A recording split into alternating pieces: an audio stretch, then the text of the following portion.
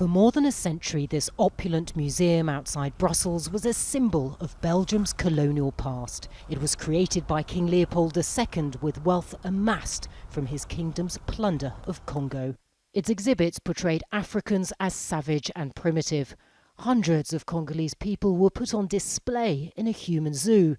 But there was no mention of the fact that millions of people were enslaved or killed by their oppressors. Until 20 years ago, Belgium didn't have any critical reflection of its colonial past, and nobody really questioned about how did Congolese really perceive it. And if you talk to Congolese of that period, I mean, they all talk about the oppression, about the way they were treated. And so when Belgians visit this museum, they'll start reflecting, well, maybe that colonial system wasn't all that good at all. King Leopold presented Belgium's colonization of Congo as a humanitarian mission, but that was far from the brutal reality. Congolese artist MPANE hopes his work will force people to reflect on history.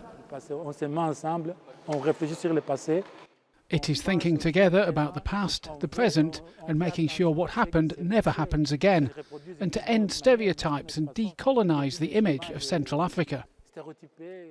KOMPANY came to Belgium as a refugee from Congo in 1975. He's now the country's first black mayor. His son Vincent plays for Belgium's national football team. He says the museum could be a cultural bridge. From now, this museum will be a different color. Both Congo and Belgium will better understand the mistakes made and the future that awaits us. While those behind the reopening of this museum hope that it will help Belgians confront their colonial past, some critics say it's a missed opportunity, that a greater gesture would have been to return some of the looted artworks and objects to Congo. These are not mere artworks. For us, they represent our ancestors. So if my ancestors are enclosed in that museum, frozen in time, then they are dead. So I don't want to celebrate in this cemetery. Perhaps I would visit in the future if we start returning the works.